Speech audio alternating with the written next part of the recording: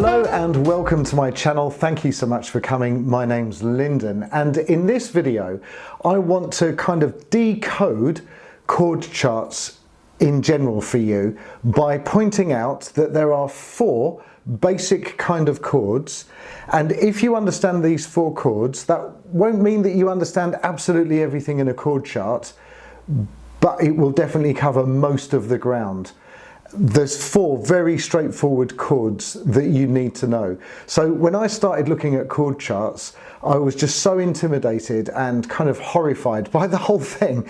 I thought I'd never be able to improvise through one or really understand what was going on. I just thought it was far too complex for me. And actually, after years and years and years of looking at it, I found a way of explaining most elements of a chord chart just by understanding four of these chords. Now, if you already understand chord charts quite well, it might be useful for you just to carry on watching this video and hear how I present this information in case you ever want to present this information to somebody else and help them understand chord charts. So even if you're a more advanced player, then I still think there might be some value in here, because I've spent a lot of time thinking about how I can explain this in such a way that everybody gets it, and I think I've found a way, because even my students that have been just playing for months can start to get this, and they can understand it and see what's going on, and more importantly, they don't feel massively intimidated like I did when I started to look at chord charts, because I was just terrified. So let's dive into that. Before I do, I need to thank fabulous YouTube world of saxophone players. Thank you so much for your lovely positive comments, for all of your feedback, for buying me coffee, for sending me tips on PayPal. I really appreciate it.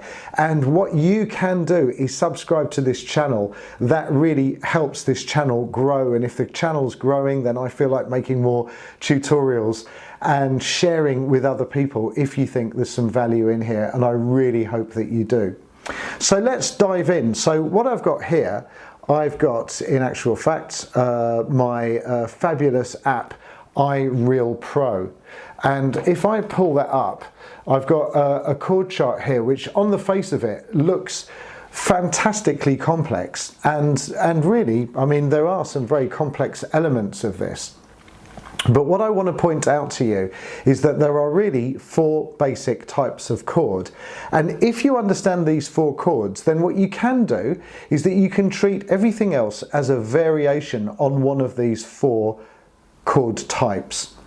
Even if you get a chord which has got like a long extension after it, what we're going to do is we're going to ignore that for the time being and just focus on these four basic chord types, and then you can always add to your knowledge later. So if we go through this chord chart, the first kind of chord, can you see what we've got up here, is we've got a triangle with a 7, and that type of chord is talking about the root, 3rd, 5th and 7th of a major scale, and that is a major chord.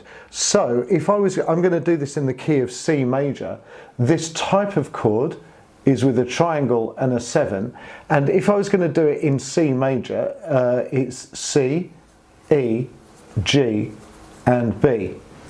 And that type of chord, so a triangle with a 7, means that it is the chord of C major or whatever major. So if it's in E in this case, it's the chord of E major. If it's D with a triangle and a 7, it's the chord of D major, and so on and so forth. So if it's B flat major 7 or B flat with a triangle and a 7, that's talking about the root, the 3rd, the 5th and the 7th of B flat. So it doesn't matter what the pitch is, but the type of chord is always the same, the root, 3rd, 5th, 7th of the major scale. And where sax players often get caught up or confused is that they want to know what kind of scale to play through that. Well, actually this chord instruction doesn't give me any information about the scale. It gives me information about the chord only, and it implies the major scale, but really it's up to me what notes I want to play in between those chord tones. But I would probably most likely play the major scale, because that would be the thing that fits the best. Do you see what I mean? I'm just going to make this C a little bit clearer. So C major 7. So let's have a look at some other chords in here. So another type of chord that we get is this one here. I'm going to skip this one for the moment. I'm going to go to this one. So forget about the C and the sharp, just look at the type of chord.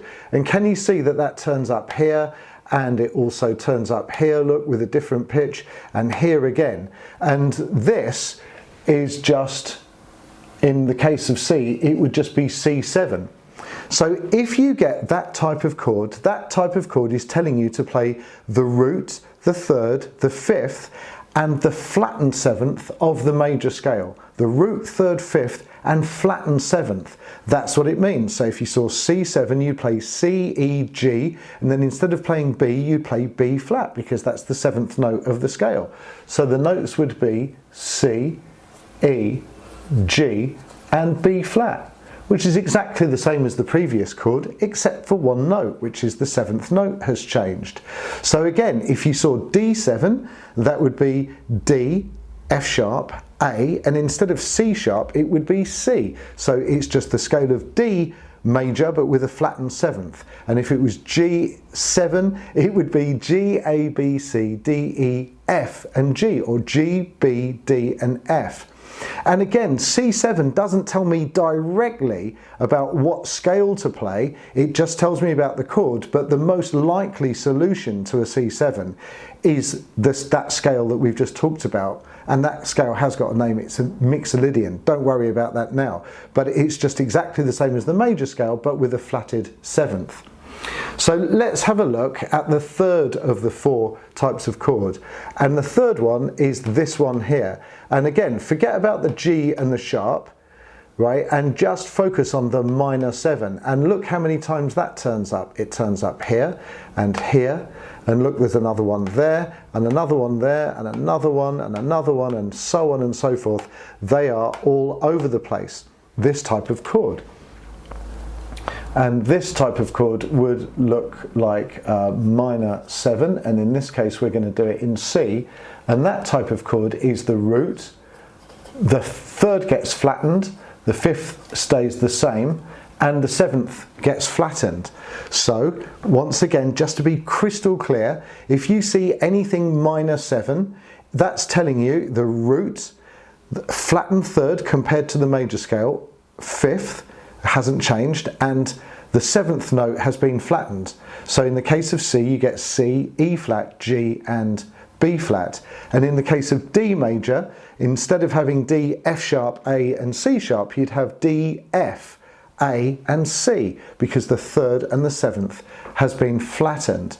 And that's a minor 7. So this is called major. This is often called a dominant 7. This is a minor 7. And let's look at the last type of chord. So the last type of chord, as far as I can see, only turns up twice in this particular chord chart. And can you see it has a circle with a slash through and a circle with a slash through? And again, forget the D sharp. We're going to do that in C. So it would be C with a circle and a slash through. And there is another way of writing that down, which would be C minor 7 flat 5. And that kind of chord, actually the instruction does exactly what it says on the tin, right? So we know that C minor 7 means take C and flatten the third and the seventh. And then this has got another instruction, which is the flat 5. And you do what it tells you to do. So you go C, E flat, G flat, and B flat. And this is half diminished.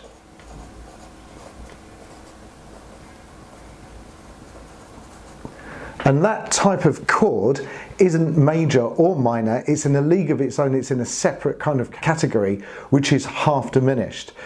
So these four type of chords come up all the time, and it would be really, really, really helpful if you were able to understand them in terms of you being able to get through a chord chart and understand what's going on. So what we can do is that we can turn this around and we can go to my fabulous app Session Band, and I've got this in E flat, E flat for C major, and that would be this type of chord here. So let's hear what it sounds like if I played that against the backing track. So I'm just going to play the root, the third, the fifth and the seventh up and down. Have a listen.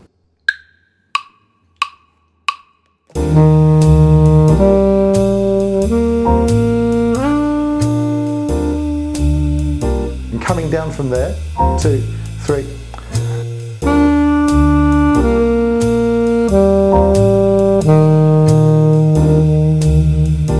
Now if I threw that around a little bit like this,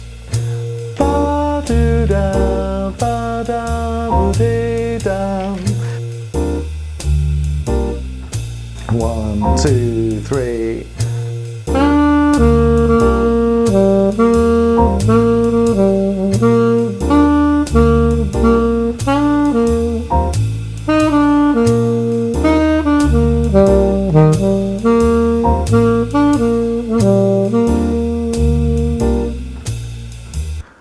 And that would be a really good exercise for you to do, to be able to hit the chord tones of C major, the chord of C major, which is just a brilliant exercise to do. So let's do the same thing with the next type of chord. So the next type of chord is a C7, and if I go into this edit button here and touch this so that I can edit it and then drag this down to the 7 here,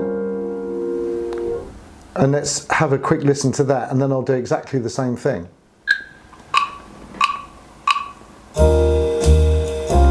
It's got a kind of a different feel. So have a listen. I'll play the chord tones up and down.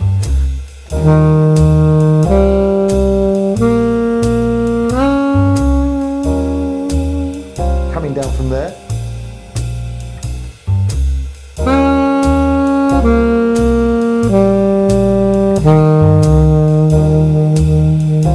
If I throw them around just a little bit.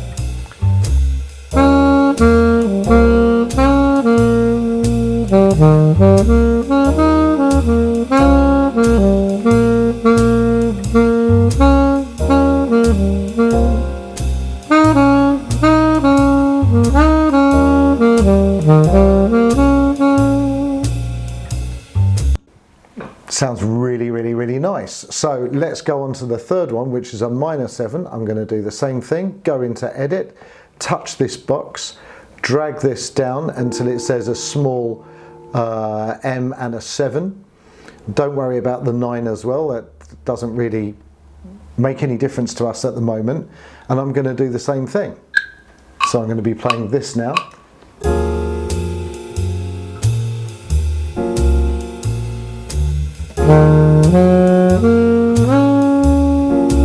Coming down from there. If I throw that around a little bit.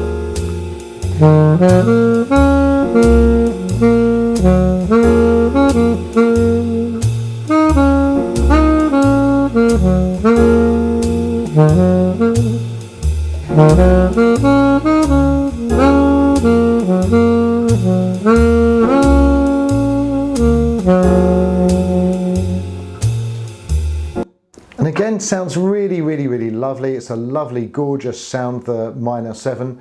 And again, I'm just playing the chord tones. So I'm going to go for this last one here. So let's go into edit again. And this type of chord is going to be here. So in this way, they've written it down as a C with a small m and a 7 with flat 5 in the brackets, and that's exactly what we've got here. So let's do the same thing. Play the chord.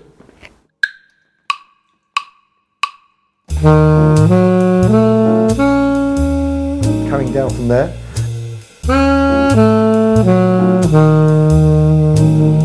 If I throw it around a little bit.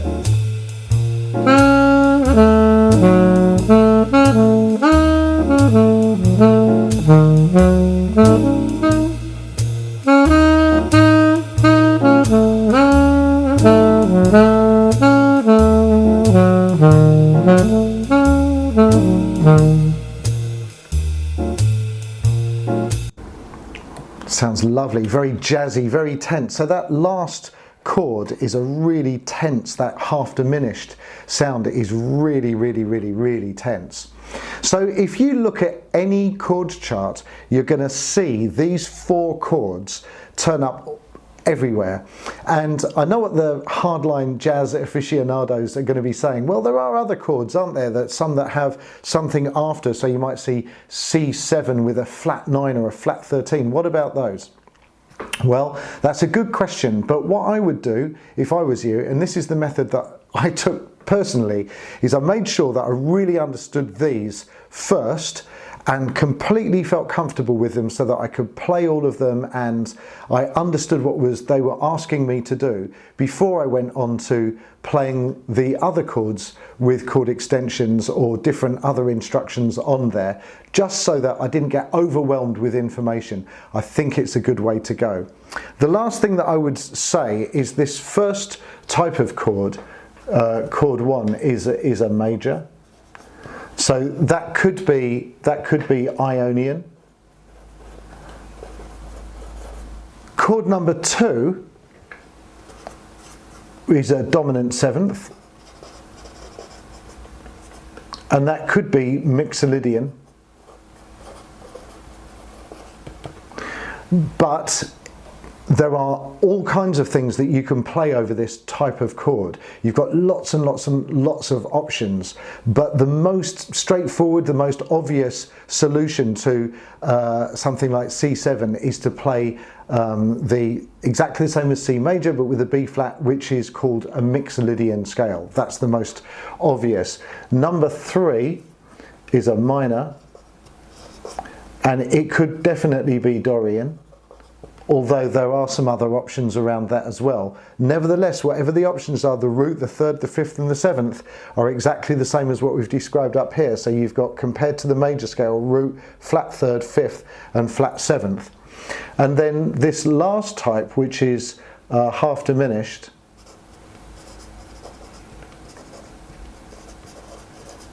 and the most obvious solution is Locrian.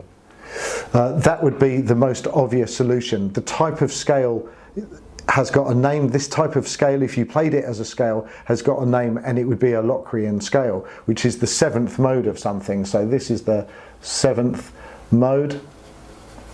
This is the 2nd mode. This is the 5th mode. And this is the 1st mode. Now, if what I've just said has melted your brain, then don't worry about it. Just focus on understanding these 4 chord types. That would be a really, really, really excellent start to being able to understand chord charts. If you found that useful, please, please, please let me know. And if you're not sure about it, then also let me know. I'm really responsive. I aim to respond to comments within the hour. So please do let me know what you thought. And if you've got any questions about any of this, just let me know. If you've got suggestions for videos, let me know. If there's stuff that you'd like me to make tutorials about, let me know. Chances are I'll do it. Thank you so much for supporting the channel, for subscribing, for buying me coffee. If you want to buy me a coffee, we'd be so very grateful about that. And I'm looking forward to seeing you in the next video. Okay, take care. Bye-bye.